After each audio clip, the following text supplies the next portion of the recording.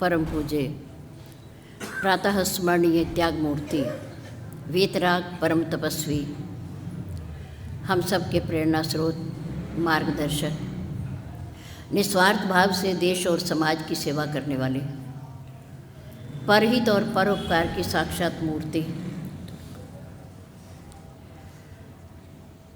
अध्यात्म पथ के पथ प्रदर्शक, हमारे प्यारे प्यारे श्री सद्गुरुदेव जी महाराज। श्री सद्गुरुदेव महाराज की जय। आवाज कम रख। अर्चनीय वंदनीय धर्म स्वरूप पूर्व समाज, भक्ति स्वरूपा मातृशक्ति प्यारी बहनों, प्रातःकाल की शुभ वेला में श्री दरबार ब्लॉक मंदिर यानी कि श्री लक्ष्मी नारायण मंदिर के पवित्र प्रांगण में परम पूज्य गुरुदेव जी के चरणारविंद में परमपिता परमात्मा को साक्षी मानते हुए अपने अपने पैरों की चौकड़ी लगाकर बैठते हुए, शरीर को सीधा रखते हुए, मन को अपने पास लाते हुए, चित्तवृत्ति को एकाग्र करके बैठते हुए, चेहरे को मंच की ओर रखते हुए, आंखें खोलकर बैठते हुए, किसी भी प्रकार की हलचल को रोकते हुए, शांति का दान देते हुए, समय का सदुपयोग करते हुए, धर्ममय वातावरण में धर्म की चर्चा, जीवन सुधार की चर्चा, प्रभु की पवित्र पावनी चर्चा कहने और सुनने का प्रयास कीजिए। धन्यवाद। प्रतिवर्ष की भांति इस वर्ष भी हमारे यहाँ की सम्मानित सभा के द्वारा धर्म चर्चा के लिए श्री राम कथा कहने और सुनने के लिए 7 दिन का समय निश्चित किया है, जिसमें आज पहला दिन है।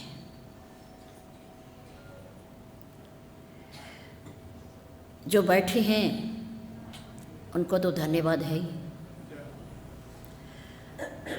पर जो घरों में व्यस्त हैं या शैया पर सो रहे हैं, आलस में हैं, या जो आए और शक्ल दिखाकर मत्था टेक कर चले गए, उनका भी धन्यवाद।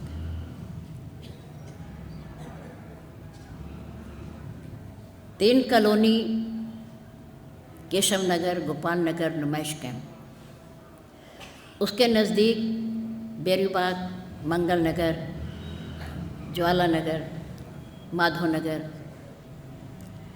आदि आदि, इन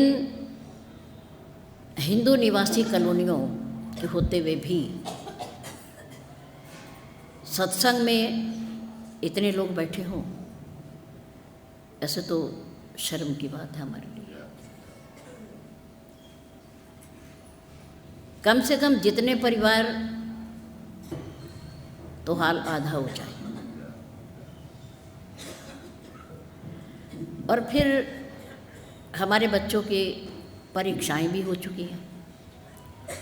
ऐसा भी नहीं कि मातृशक्ति व्यस्त है,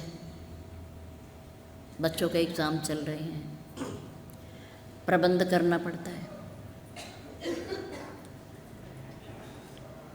ऐसा भी नहीं है। और फिर शायद इस बार गलती कुछ हमारी तरफ से हुई है,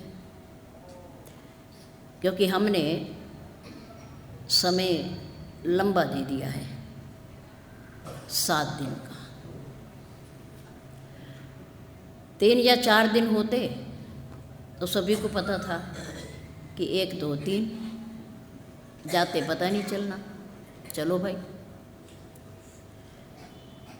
अब हमारे ये दुर्भाग्य होता है हिंदू समाज का कि हम समझते हैं 7 दिन हैं, आज पहला दिन ही तो है, कल चले जाएंगे, परसों चले जाएंगे। यह हमारा आलस है और हमारी धर्म के प्रति जागरूकता नहीं है ये।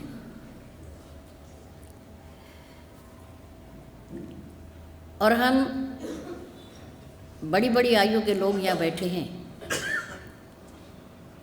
युवा वर्ग, नौजवान बच्चे हमारे बीच में कम है, जबकि होने वो चाहिए।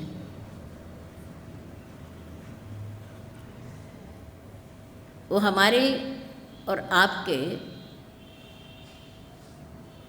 घरों की आधारशिलाएं, परिवार की। वो सुनेंगे तो हमारा भविष्य उज्जवल होगा, अच्छा होगा, सुखद होगा। चलो खैर, कोई बात नहीं। हमारे गुरुदेव कहा करते थे, किसी मेहमान या अतिथि को बुलाया हो, आमंत्रित किया हो,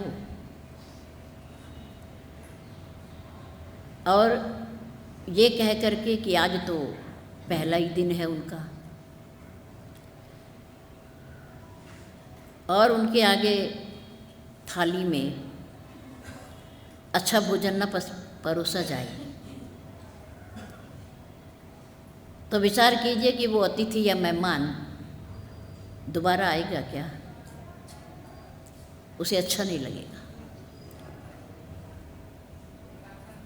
इसलिए भगवान की कथा का पहला क्या और आखिरी क्या? कथा तो कथा ही है,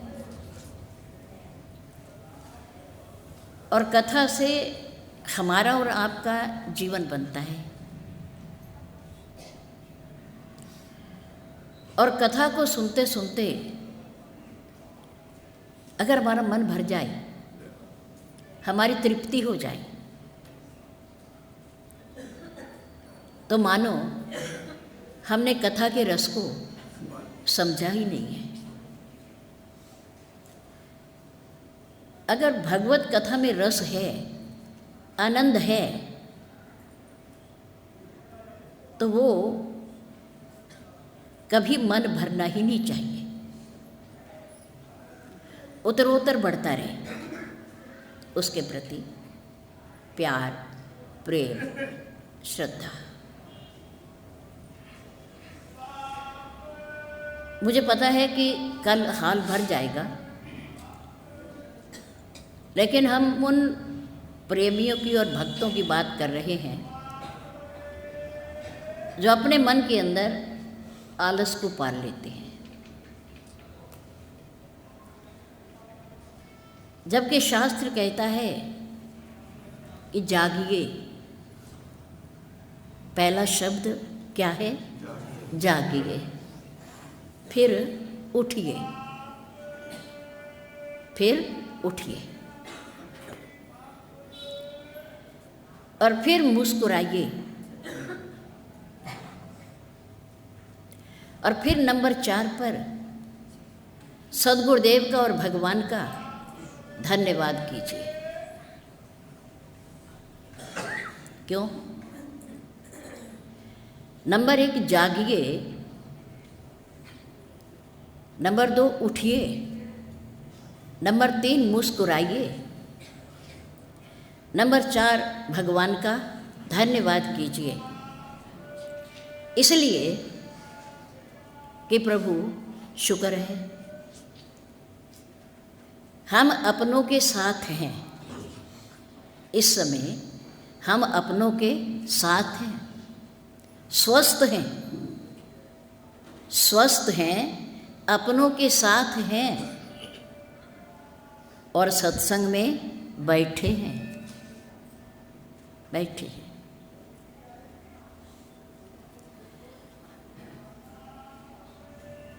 हनुमान जी लंका के ऊपर घूम रहे हैं और विचार कर रहे हैं। विभीषण जी भगवत भक्त हैं, प्रभु प्रेमी हैं, और श्री हनुमान जी संत हैं, परम संत हैं।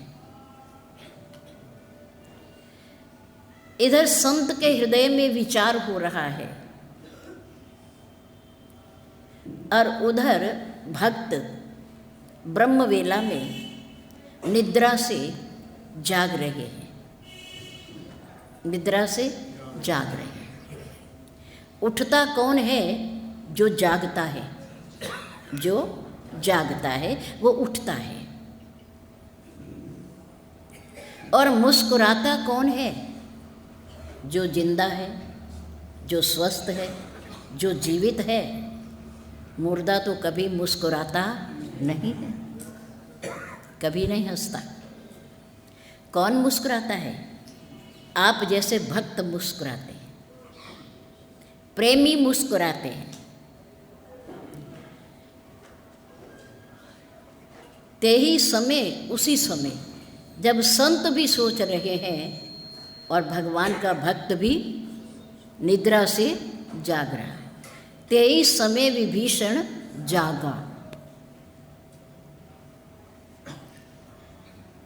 उसी समय विभीषण जी ब्रह्मवेला में उठे और उठते ही उन्होंने हाथ जोड़ करके मन ही मन किसका नाम लिया? राम राम।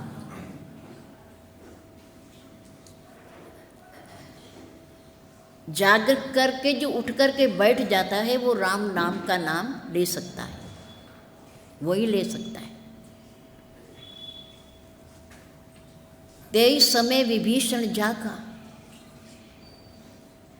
और जागते ही राम राम तेई सुमिरन कीना, राम का नाम लिया, धन्यवाद किया। शुक्र है प्रभु, आपने प्रातः काल का सूर्य दिखाया। सूर्य, ये आपकी कृपा है, मेरी कोई महिमा नहीं, मेरी कोई समर्थ नहीं, ये आपकी कृपा है कि रात को सोने के बाद सुबह का सूर्य देख पाया। आपकी कृपा, धन्यवाद। हम स्वस्थ हैं, अपनों के साथ हैं और सत्संग में बैठे हैं। इसलिए हे परम पिता परमात्मा, हे पूर्ण सद्गुरुदेव, आपका बहुत बहुत धन्यवाद।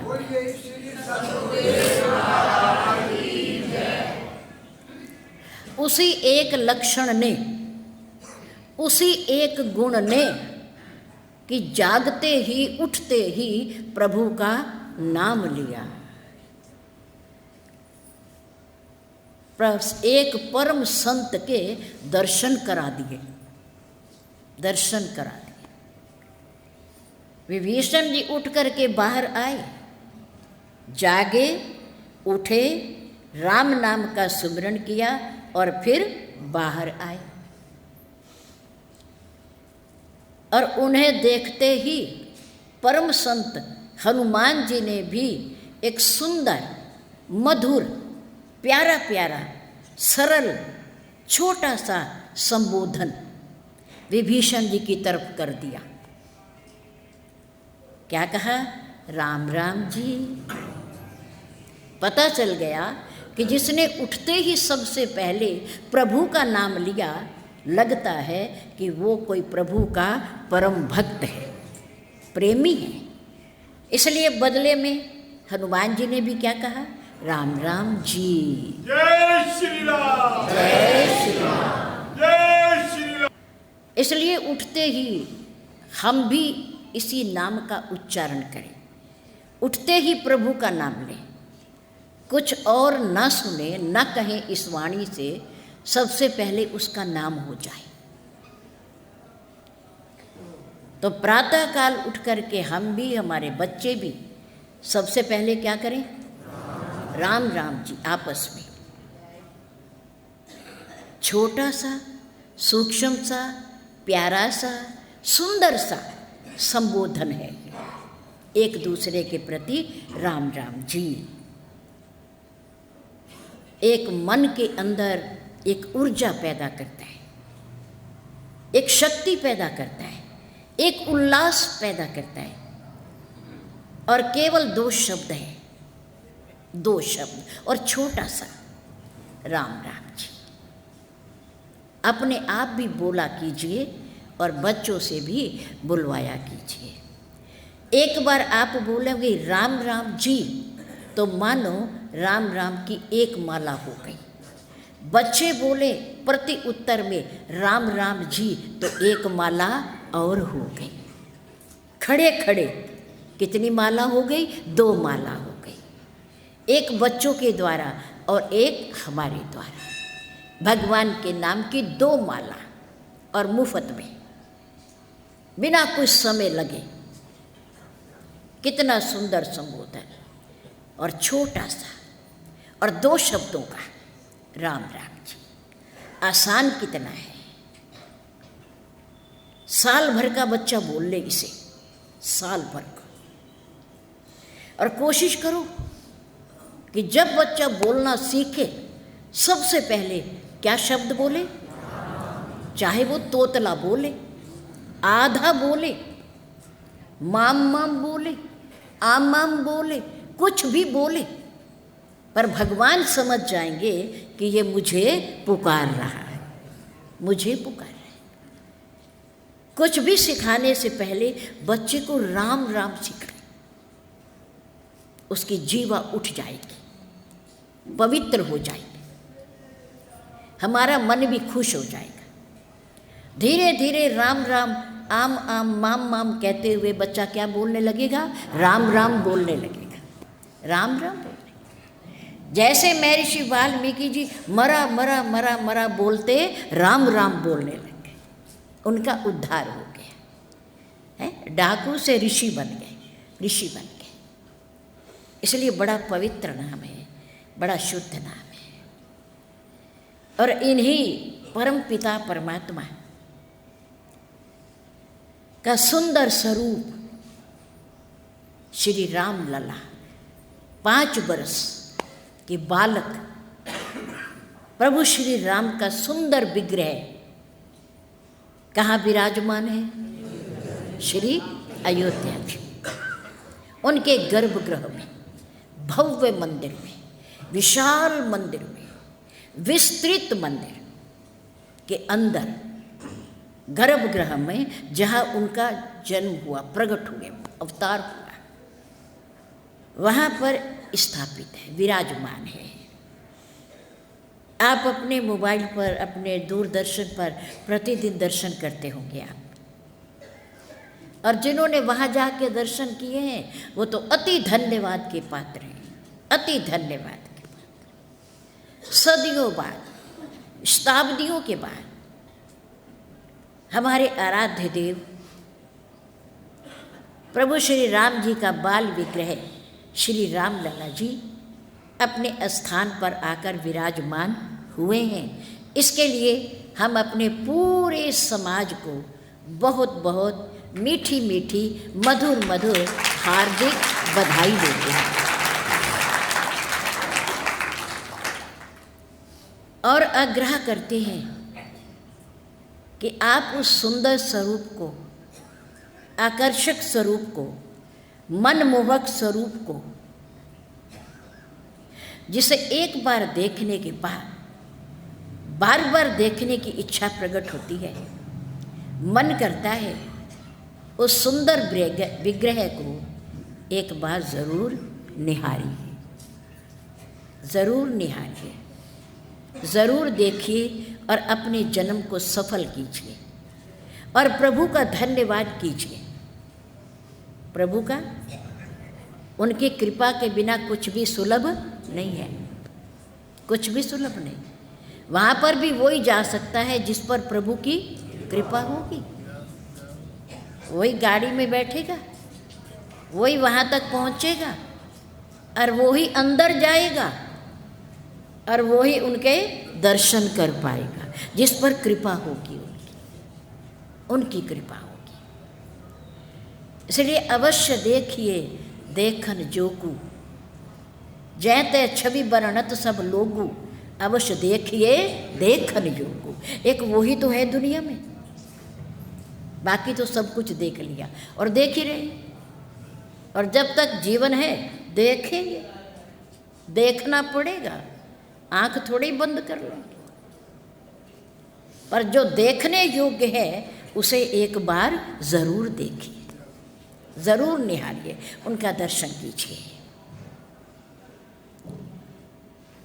मनुष्य जीवन मानव जीवन बड़े भाग्य से मिलता है, किस्मत से मिलता है, हरि कृपा से मिलता है, उसके अनुग्रह से मिलता है। आप समझे, अभिमान करें कि हमने कुछ कर्म किए होंगे, अच्छा किया होगा कुछ, तो ये मनुष्य जन्म मिला है। ऐसा नहीं है, भुलावे में ना आना, अभिमान ना करना।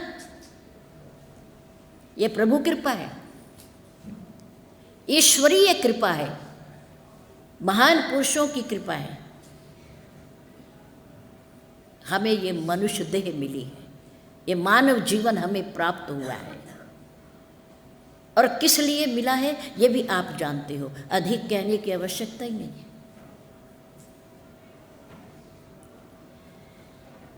हमारे शास्त्रों में 4 शब्द आते हैं, 4 प्रश्न जिसे कहना चाहिए। नंबर 1, वह क्या है? वह क्या है जो हर पल घट रहा है? नंबर 2, वह क्या है जो हर पल बढ़ रहा है?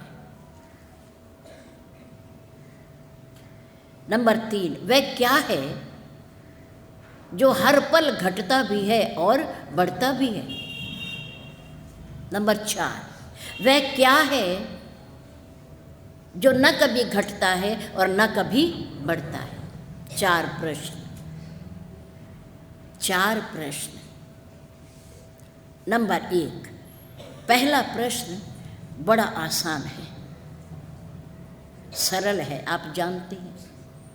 वह क्या है जो हर पल घट रहा है? क्या है वो?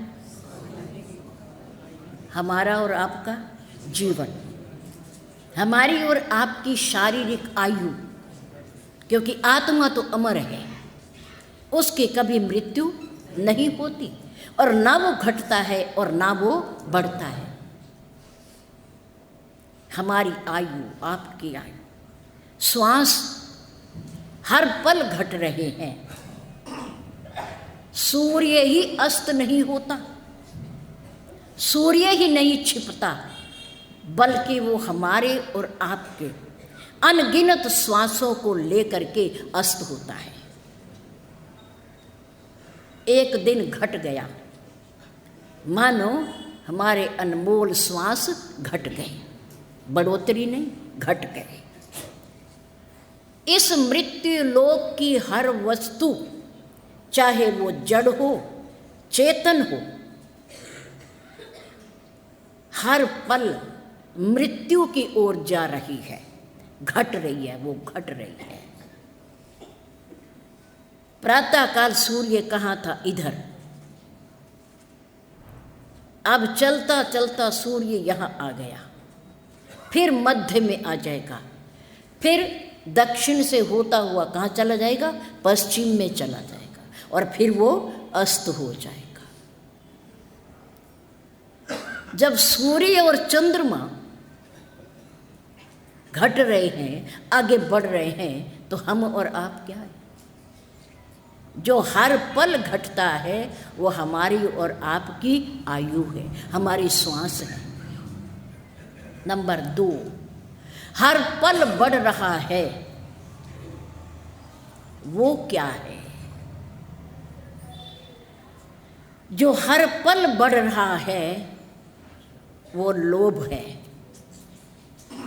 वो लोभ की बीमारी है जो हर पल बढ़ रही है। लाभ से ही लोभ बनता है, लाभ से लोभ बनता है। जितना लाभ होता है उतनी हमारी कामनाएं अधिक बढ़ती हैं, तृष्णाएं अधिक बढ़ती हैं। जिमि प्रति लाभ लोभ अधिकाई, 99 हुए तो 100 हो, 100 हो तो 1.5 हो, 1.5 हो तो 2 हो, 2 हो तो 4 हो, 4 हो तो 8 हो। ये लोभ कभी घटता नहीं है, प्रति पल बढ़ता है, प्रति पल बढ़ता है, कभी घटता नहीं है। नंबर 3, जो घटता भी है और बढ़ता भी है। वो क्या है? वो क्या है? जो प्रतिपल घटता है और बढ़ता है वो हमारा और आपका मन है। कभी ऊंचा आसमान के तारे भी तोड़ लाऊंगा, और कभी इतना घटता है, इतना घटता है कि पड़ोस में सत्संग हो रहा है और घर में शैया पर सो रहा है। इतना घटता है, सुन करके भी आना नहीं चाहता। संकल्प विकल्प उठते रहते हैं, वहाँ जाऊंगा तो बैठना पड़ेगा जब तक सत्संग चलेगा। 1.5 घंटा ऐसे ही चला जाएगा, मैं इतने में काम निपटा लूँगा, मैं दुकान के लिए तैयार हो जाऊंगा, मैं हिसाब किताब कर लूँगा। ऊंचाई पर भी जाता है और नीचे भी आता है, घटता भी है और बढ़ता भी है। कभी बहुत ऊपर चला जाता है, कभी बहुत नीचे हो जाता है। ये काम तो मेरे से होने वाला ही नहीं है, इसे तो मैं कर ही नहीं सकता, ये कैसे होगा, ये नहीं मैं कर सकता। और चाहे बर्तन उठा के यहाँ से यहाँ रखना हो, ये मन है। मन के हारने से बलवान व्यक्ति भी हार जाता है, और मन के ऊपर उठने से, उत्साहित होने से कमज़ोर व्यक्ति भी उठकर खड़ा हो जाता है। कमज़ोर व्यक्ति, ये मन की बात है। जो कभी घटता है और कभी बढ़ता है, ये मन है।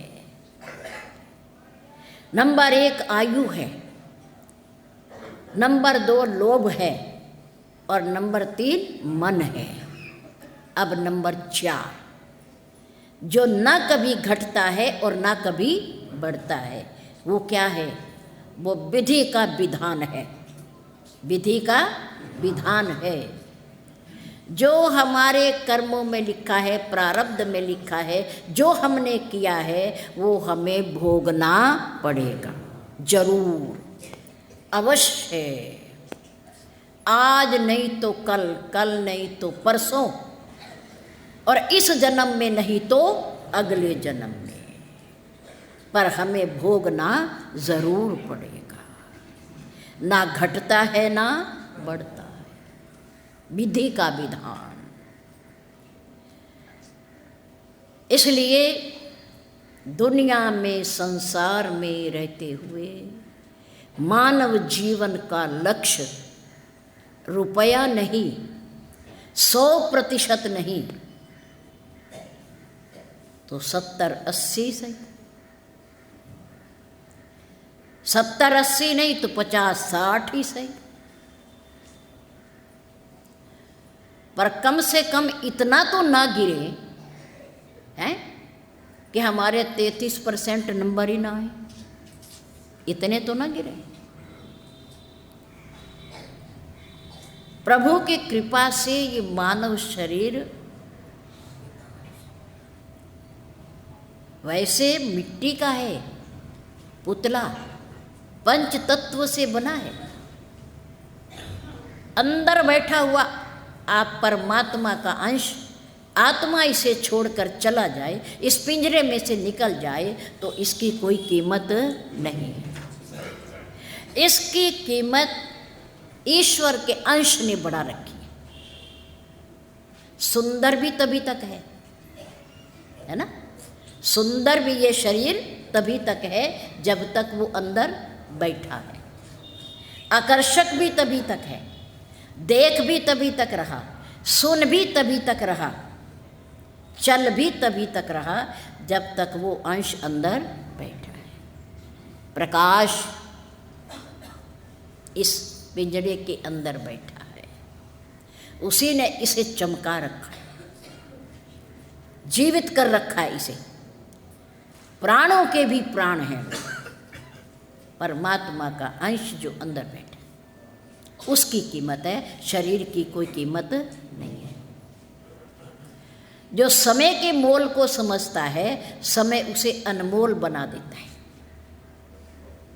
जो समय की कीमत को समझता है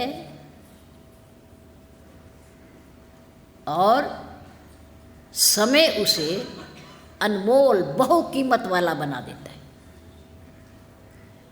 ये समय जितना भी हमें मिला है ये सम्मान के योग्य है, सदुपयोग करने के योग्य है। ये भाग्यशाली हो, पुण्यवान हो, धन्यवाद के पात्र हो। माता पिता ने कृपा की, जन्म दिया, लालन पालन किया, शिक्षा दीक्षा दी। नंबर 2, सदगुरुदेव ने जीना सिखाया। संतों ने, महापुरुषों ने ज्ञान दे करके जीना सिखाया, जीना सिखाया। परमात्मा ने कृपा की, अनुग्रह किया तो संत सदगुरुदेव मिले, संत सदगुरुदेव मिले। अब हमारा कर्तव्य क्या है? माता पिता का ऋण, आचार्य सदगुरुदेव का ऋण, परमात्मा का ऋण कैसे उतरेगा? कैसे उतारेंगे? भगवान का भजन करके, ईश्वर का भजन करके, चिंतन करके। हर पल हर श्वास, उठते बैठते समय नहीं मिलता एकांत में बैठने का, माला फेरने का, कोई बात नहीं। इतने व्यस्त हो, इतने व्यस्त हो तो सोते जागते चलते फिरते उठते बैठते क्या करते रहो? भगवान को याद करते रहो। हाथ काम कर रहे हैं, कोई बात नहीं। दुकान पर बैठे हो, कोई बात नहीं। सामान तोल रहे हो, कोई बात नहीं। ये काम किससे हो रहे हैं? किससे हो रहे हैं? शरीर से हो रहे। किससे हो रहे? शरीर से हो रहे। एक चीज और भी है मनुष्य के पास, मन। क्या है वो? मन। उसे भगवान के चरणों में लगा दो। तन कहीं भी रहे पर मन प्रभु के चरणों में रहे। इतना तो कर सकते हो। बड़ा आसान है, बहुत आसान है, मुश्किल नहीं है ये कोई। मातृशक्ति रसोई में काम कर रही है, बर्तन मांज रही है, झाड़ू दे रही है, शरीर से ही तो हो रहा है, शरीर से ही तो कर रहे हो।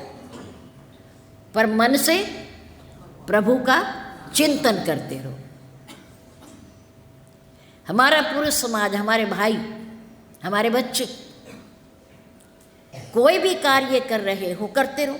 कौन रोकता है? कर्म तो करना ही पड़ेगा। कर्म किए बिना इस मृत्यु लोक में कोई भी प्राणी रह नहीं सकता। कर्म तो करना ही पड़ेगा। पर कर्म करते करते भगवान के नाम का जप भी होते रहना चाहिए। कौन रोकता है? कौन रोकता है? भोजन बना रहे हो, कोई हाथ थोड़ी पकड़ता है आके। बनाते रहो और भजन करते रहो, और उस दिन के भोजन का स्वाद कुछ अलग होगा। करके देखो। जिस दिन रसोई में कार्य करते समय, भोजन बनाते समय, दूध चाय बनाते समय आप ईश्वर का चिंतन करोगे, राम नाम की माला को बोलोगे, उस दिन की चाय दूध और भोजन का आनंद कुछ और ही होगा। करके देख लो। और दुकान पर बैठे बैठे प्रभु का सिमरण करते करते यदि आप व्यापार करोगे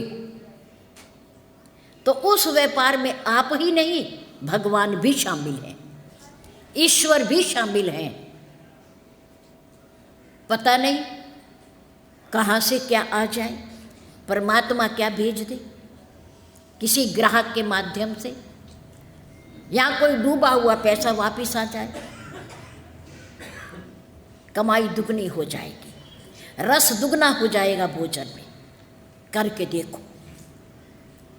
परमात्मा कहता है मुझे तन नहीं, मुझे आपका मन चाहिए, मन चाहिए, बस मन मेरे साथ मिला दो, मेरे मन के साथ अपना मन मिला दो, भक्ति हो गई, कुछ भी करने की जरूरत नहीं।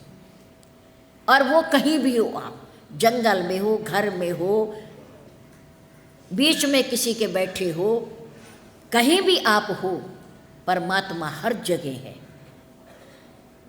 उन्हें कहीं भी पुकारा जा सकता है, याद किया जा सकता है, कोई बंधन नहीं, कोई बाधा नहीं, कोई रुकावट नहीं, कोई परहेज नहीं, बीमार भी नाम ले ले, बिना नहाए भी नाम ले लो, कुछ भी कर रहे हो नाम ले लो, मन पवित्र होना चाहिए, उससे जुड़ा हुआ होना चाहिए, बस और कुछ नहीं। पर प्रातःकाल उठ करके हम हिंदू सनातन धर्म को मानने वाले लोग, एक परंपरा है हमारे शास्त्रों की, प्रातःकाल उठ करके ब्रह्म मुहूर्त में विभीषण को संत मिले थे हनुमान जी, और ऐसे मिले कि भगवान से मिला दिया, भगवान से मिला दिया। लंका छोड़ करके विभीषण आए, उन्होंने नहीं सोचा होगा कि मैं लंका के राज्य का तीसरा हिस्सा छोड़कर जा रहा हूं, नुकसान, घर से चलते समय तीसरे हिस्से का मैं अधिकारी हूं और मैं छोड़ करके जा रहा हूं। पर उन्हें पता नहीं था कि तीसरा हिस्सा छोड़ने के बदले मेरे प्रभु राम ने उसे सारे का सारा दे दिया, सारे का सारा दे दिया, और ऐसा दे दिया, श्री रामचरितमानस के 5वें सोपान सुंदरकांड में लिखा हुआ है कि ऐसा राज्य दे दिया, अखंड राज्य, रावण क्रोध अनल निज, श्वास समीर प्रचंड, जरत विभीषण राखी हो, दीनी हो राज अखंड। अखंड क्या अर्थ है अखंड का? खंड में न टुकड़े होना, कई हिस्सों में बंटना। तीसरे हिस्से के अधिकारी विभीषण को मेरे राम ने चरणों में झुकते ही, प्रणाम करते ही, संत का दर्शन करने पर अखंड राज्य दे दिया। जा विभीषण, ऐसा राज्य दे रहा हूं जिसके कभी टुकड़े नहीं होंगे,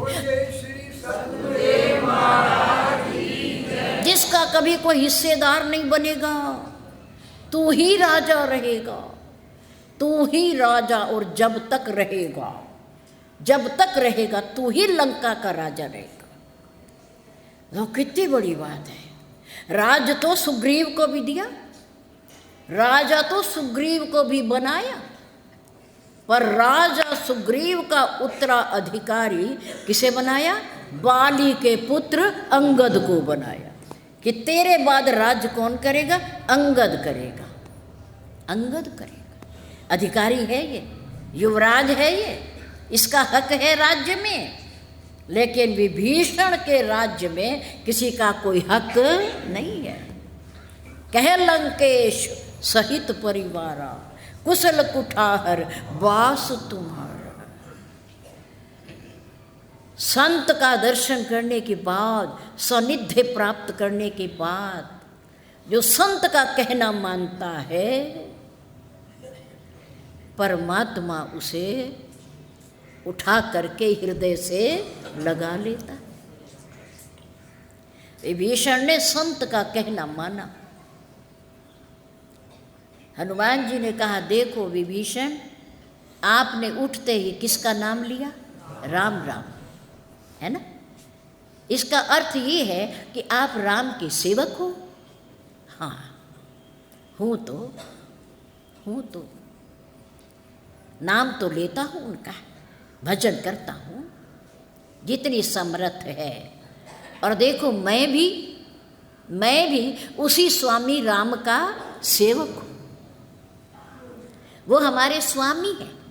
तुम भी राम का नाम लेते हो, मैं भी राम का नाम लेते हूँ। मेरा भी स्वामी राम है और तुम्हारा भी स्वामी राम है।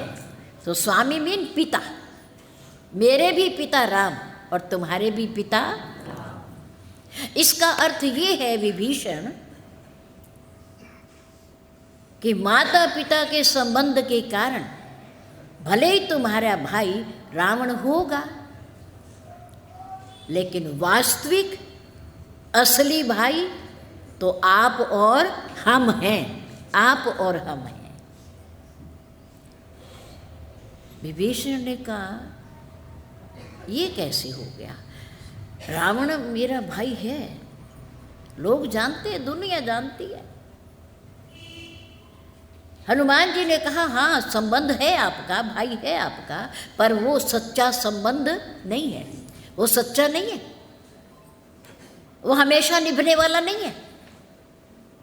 वो स्वार्थ का है, निस्वार्थ नहीं है। पर आपका और मेरा जो संबंध है, हम जो भाई हैं, एक पिता राम की संतान है, हमारा और आपका संबंध हमेशा है। जय श्री राम। जय श्री राम। हनुमान जी ने कहा चलो अच्छा कोई बात नहीं। समय बड़ा बलवान होता है, बड़ा शक्तिशाली है समय, और परिवर्तनशील है। भाग्य और समय सबके एक सा नहीं रहते, बदलते रहते हैं। कोई बात नहीं, देख लेना।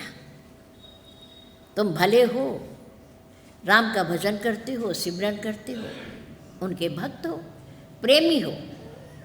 कभी समय आए, संसार से ठोकर लगे, इधर से धक्का लगे, प्रहार हो, तो राम के दरवाजे हमेशा के लिए आपके लिए खुले हैं। आ जाना। तो जब रावण ने विभीषण के ऊपर पैर का, चरण का प्रहार किया, ठोकर मारी, अपमान किया, और अपमान ही नहीं किया, अहंकार भरे शब्दों में कि ममपुर बस तपसन कर प्रीति। मूर्ख, शत्रु की महिमा गाने वाला। मेरे पुर में, मेरी लंका में, मेरी, मैं और मोर तोर तय माया, जय बस कीने जीव निकाय। जोड़ जोड़ भर लिए रे खजाने, संग्रह कर लिया, सोने की लंका बना ली, सुरक्षित कर ली चारों तरफ से, बड़े बड़े किले बना लिए, महलों में रहने लगा। 3 भाइयों का हिस्सा, और कहता है मेरा।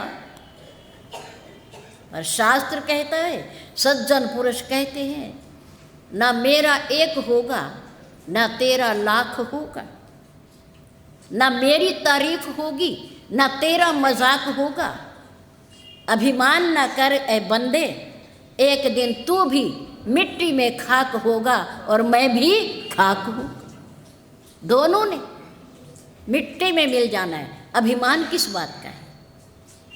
और रावण कहता है ममपुर, मेरे देश में, मेरी लंका में रहता है, मेरा अन्न खाता है, और तपसन पर प्रीति। पिता ने देश निकाला दे दी, तपस्वी वेश में घूम रहे हैं, उनसे प्रेम करते हैं। राजा से द्रोह और तपस्वियों से प्रेम, क्या है उनके पास? मनपुर बस तपसन पर प्रीति, जा 60 मूर्ख, 60 मिल जाऊं तिन्हों को नीति, यह नीतिपूर्ण बात है, उनको कहना मुझे न समझा। मैं तो 4 वेद पढ़ रखे मैंने। भगवान शंकर की स्तुति करता हूं, स्वयं आकर के दर्शन देते हैं, और मूर्ख विभीषण फूलों की तरह जगह गर्दन चढ़ाता हूं काट के। इतनी कृपा मेरे ऊपर भोलेनाथ की। भोलेनाथ है, स्वामी तो है, पूजा तो करता है, पर बात नहीं मानता। पूजा करता है, पाठ करता है, स्तुति करता है, फूल चढ़ाता है, फूल की चढ़ की गर्दन चढ़ाता है, पर बात नहीं मानता। और बात मान जाता तो ये दशा थोड़ी हो जो आज है। नहीं, लंका के पति राजा अधिष्ठाता रावण ने विभीषण को देश निकाला दे दिया। जा, जैसे वो घूम रहे हैं तू भी जा। 60 मिल जाऊं तिन्हों का नीति, अस कई कीन से चरण प्रहारा, अनुज गहे पद 12 विभीषण को चरण मारता है, ठोकर मारता, नीचे गिराता है, पर विभीषण फिर उठ करके रावण को मत्था टेकता है। सज्जन की पहचान, नम्रता की पहचान, भक्ति की पहचान। अहंकार शिखर है, और भक्त गड्ढे होते हैं, गड्ढे। नम्रता, वो झुकते हैं, अहंकारी ऊपर उठता है, और भक्त झुकता है, झुकता है। जीवन को यदि आनंदित हो करके जीना है तो दुनिया में थोड़ा झुक कर जिए, झुक कर जिए। क्योंकि कीमती गिरी हुई वस्तु को उठाने के लिए क्या करना पड़ता है? नीचे झुकना पड़ता है। और झुकने का अर्थ ये नहीं होता कि हमने अपना सम्मान खो दिया, हमारी इज्जत मिट्टी में मिल गई, हम झुक गए। तो नहीं, पता नहीं परमात्मा उस झुकने के बदले हमें कितना ऊंचा उठा दे, कितनी ऊंचाइयों पर पहुंचा दे, कुछ पता नहीं उसके घर का। बहुत महान है, बहुत शक्तिशाली है, उसका काम ही गिरे हुओं को उठाना है, ऊपर ले जाना है। इसलिए झुकने में कोई बुराई नहीं होती।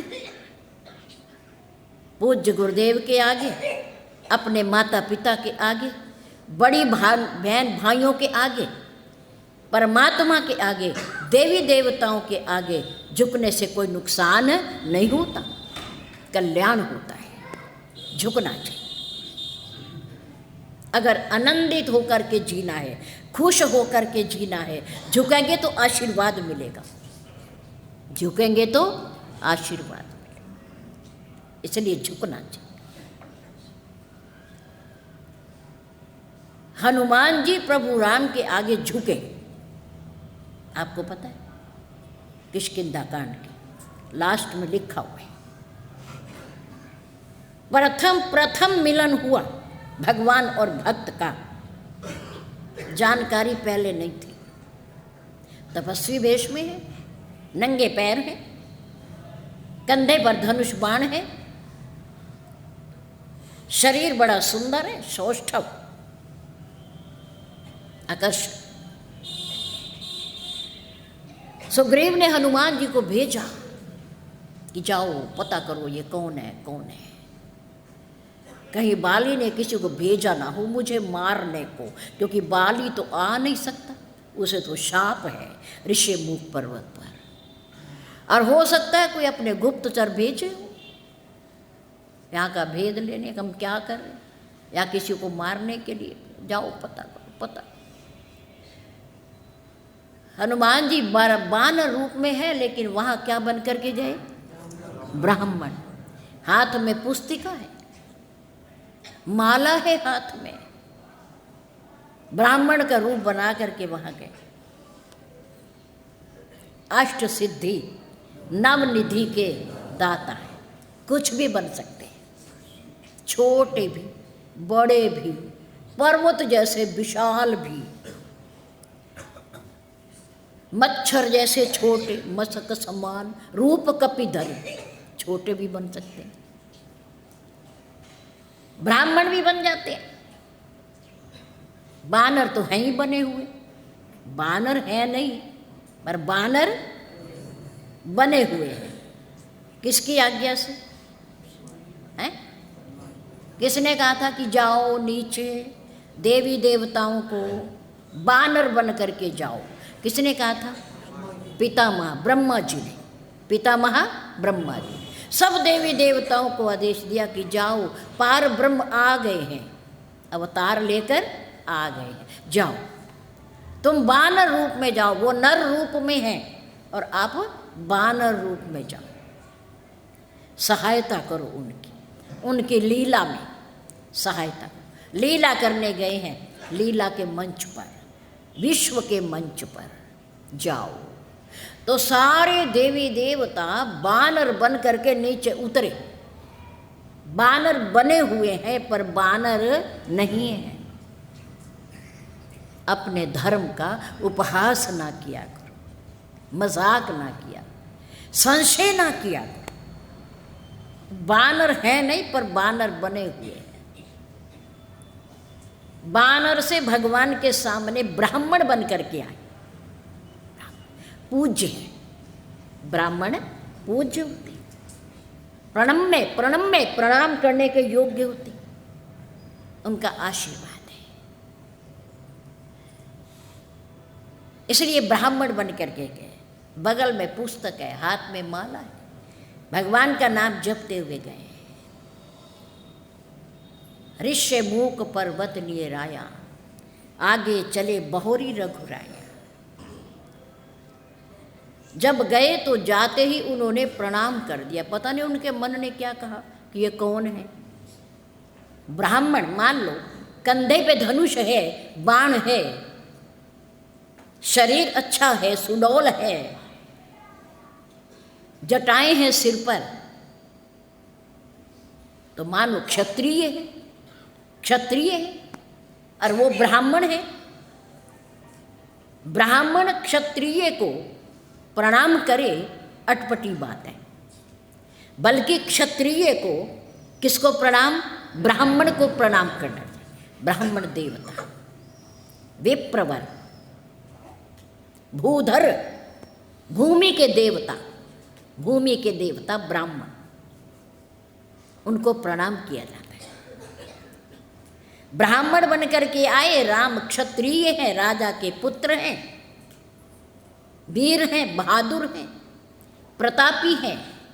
पता नहीं उन्हें क्या लगा, ब्राह्मण होते हुए भी उन्होंने क्षत्रिय को प्रणाम कर दिया, प्रणाम कर दिया।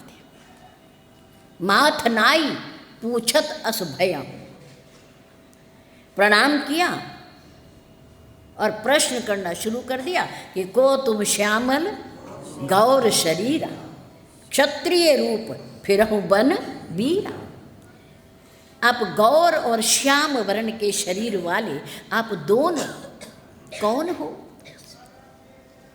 क्षत्रिय वन में विचरण कर रहे हो, आप कौन हो? हथियार हैं, शस्त्र हैं आपके हाथ में, लगता है कि आप कोई क्षत्रिय परिवार से हो। प्रभु ने कहा जब मैं क्षत्रिय दिख रहा हूँ, तुम्हें क्षत्रिय दिखाई दे रहा हूँ और तुम ब्राह्मण बन करके आए हो, तो मुझे प्रणाम काहे को कर रहे हो? प्रणाम काहे को कर रहे हो? प्रभु ने कुछ नहीं कहा। प्रभु ने कहा लगता है ये ब्राह्मण होकर भी क्षत्रिय को प्रणाम कर रहा है, ये असली ब्राह्मण नहीं है। ये असली ब्राह्मण होता तो मुझे प्रणाम क्यों करता? और वैसे मुझे कह रहा आप क्षत्रिय, क्षत्रिय रूप फिरो बन मेरा। अगर मैं क्षत्रिय रूप हूं तो आपने मुझे प्रणाम काहे को किया? क्यों किया? प्रभु चुप खड़े रहे। फिर अगला प्रश्न कर दिया कि तुम तीन देव महा कोई, आप क्या तीनों ब्रह्मा विष्णु महेश इनमें से कोई हो? प्रभु तब भी चुप खड़े रहे। मैं तो इनमें से कुछ हूं ही नहीं। क्षत्रिय था वो इन्होंने गलत कर दिया, मैं प्रणाम करता, इन्होंने मुझे प्रणाम कर दिया। अब ब्रह्मा विष्णु महेश वचन में कोई भी नहीं हो, तब भी चुप खड़े रहे। फिर तीसरा प्रश्न कर दिया, जग कारण तारण भव भंजन धरणी भार, कि तुम अखिल भुवन पति लेन मनुज अवतार। क्या आप जग के कारण हो? कारण मीन सृष्टि के रचयिता, रचनाकार, पालन करता, संघर्ता। तारण भव, भक्तों को भव से पार करने वाले हो, दयालु ईश्वर। प्रभु तब भी चुप है। उसके बाद कहा बस अब तो कुछ बचा ही नहीं मेरे कहने के लायक। मैंने देवताओं का नाम भी ले दिया, जग के कारण का नाम भी ले दिया, तारने वाला भी कह दिया, अब क्या बचाए? संत है ना, परम संत है, भगवान शंकर जी का रूप है। मैं कहा चलो अच्छा एक पासा और फेंकते, देखते हैं। जग तारण कारण भव भंजन धरणी भार, क्या धरती का बोझ हल्का करने के लिए आए? दुष्टों का संहार। कि तुम अखिल भुवन पति, क्या आप 14 लोकों के स्वामी हो, सबके कर्ता धर्ता हो, अखिल ब्रह्मांड नायक हो। आप कौन हो? अब तो कुछ बाकी नहीं बचा। इतनी बात कह करके हनुमान जी चुप हो गए। मैंने बहुत कुछ कह दिया, उत्तर तो कोई आया नहीं, चुप हो गए। अब प्रभु ने सोचा कि कुछ ना कुछ उत्तर तो देना पड़ेगा, देना पड़ेगा। उन्होंने कहा, हंसी बोले, रघुवंश कुमारा विधि का लिखा को मिटा, विधि के विधान को कोई मिटा नहीं सकता। हमने कहा ना वो घटता है और ना वो बढ़ता है। विधि का विधान जो होना है वो हो के रहेगा, वो हो के रहेगा, वो ना घटता है ना बढ़ता है। प्रभु ने कहा कि विधि का लिखा को मेटनहारा, उसके अंकों को कौन मिटा सकता है? हम राजा दशरथ की संतान राम और लक्ष्मण, 2 भाई, पिता के वचनों का पालन करने के लिए हम वन में आए हैं 14 वर्ष के लिए। और संग नारी, हमारे संग में एक महिला भी थी, जगत जननी जनक नंदनी सीता। यहाँ राक्षसों ने उसका अपहरण कर लिया है, उसी की खोज करते हुए हम यहाँ तक आए, हम यहाँ तक। हनुमान जी ने पूछा कि इतनी बड़ी विपत्ति, इतना बड़ा दुख, इतना बड़ा कष्ट, कि राजा के पुत्र हैं और राजा दशरथ के पुत्र हैं, जिसके खजाने को देखकर कुबेर लजा जाता है। देवासुर संग्राम में युद्ध के लिए दशरथ जाते हैं वहाँ ऊपर स्वर्ग में जाते अपनी सेना लेकर। धर्मनिष्ठ सत्यवादी ऐसा राजा, जिसके घर में अवतार हुआ भगवान का, और माता पिता के द्वारा 14 वर्ष का वनवास मिल गया। तपस्वी वेश में वन में आए और यहाँ आकर के धर्म पत्नी का अपहरण हो गया। वर्षा, गर्मी, सर्दी को सहन करते हुए जंगल में घूम रहे हैं और फिर हंस बोले रघुवंश कुमारा, और फिर हंस के बात कर रहे हैं कि जैसे मानो कोई दुख आया ही नहीं है, आया ही नहीं है। विधि का विधान जो जान लेता है, जो कहता है जो होना है सो होना है, विधि का विधान है, हमारा प्रारब्ध है, वो कभी दुखी नहीं होता, वो उदास नहीं होता, निराश नहीं होता, ये तो होना है, विधि का विधान है। हनुमान जी ने सोचा, परम संत हैं, ज्ञानी हैं वो, उन्होंने सोचा ये कोई साधारण आदमी नहीं हो सकता। प्रभु पहचानी, पर्यो गई चरणों, सो सुख उमा जाए नहीं। उमा पार्वती जब हनुमान जी प्रभु राम के श्री चरणों पर गिरे और उनके श्री चरणों को कस के पकड़ा, उस समय जो आनंद आया उसका वर्णन नहीं हो सकता, क्योंकि वो मैं ही था, वो मैं ही था। जब तक मुझे आनंद आता रहा, कैलाश पर्वत पर बैठकर हनुमान जी के रूप में प्रभु के श्री चरणों में गिरने का आनंद आता रहा, प्रेम आता रहा, तब तक कथा कहनी बंद रखी, क्योंकि गदगद हो गए ना। जब आदमी गदगद हो जाता है तब वाणी से कोई शब्द नहीं निकलता, गदगद हो जाता है। प्रभु राम ने कहा मम गुण गावत पुलक शरीरा गदगद गिरा नयन बहे नीरा। जब मेरे गुणों का कोई वर्णन करते करते गदगद हो जाता है, पुलकित हो जाता है, रोमांचित हो जाता है, तो उसकी वाणी बंद हो जाती है। फिर नयन काम करते हैं, नयनों से प्रेम अश्रु बहते हैं, फिर वो बताते हैं कि हमारे अंदर कितना प्रेम है। बोलना बंद हो जाता है। भोलेनाथ ने कहा पार्वती वो मैं ही था, मेरा ही रूप है वो हनुमान जी का। जब मैं उनके चरणों पर गिरा और उस समय मुझे जो आनंद मिला, मैं उसका वर्णन नहीं कर सकता। सावधान मन कर पुनि शंकर, लागे कहन कथा अति सुंदर। दोबारा जब उस प्रेम की नदिया में उतराते डूबते उससे बाहर निकले, मन को सावधान किया, तो फिर कथा कहनी प्रारंभ कर दी। जब तक आनंद आता रहा तब तक कथा बंद रही, विश्राम हो गया, क्योंकि आनंद आ रहा था, अश्रु बह रहे थे, वाणी गदगद हो रही थी, कुछ कह नहीं पा रहे थे। इसलिए दोबारा फिर मन को संभाला कि मैं तो कथा सुना रहा हूँ पार्वती को, ये क्या हो गया। बीच में विश्राम आ गया, उन्होंने फिर कथा कहनी प्रारंभ कर दी। प्रमाण है ये हमारे श्री रामचरितमानस में कि लागे कहन कथा अति सुंदर। फिर आगे की कथा वर्णन की, क्या कथा वर्णन की उसकी चर्चा हम भी कल करेंगे।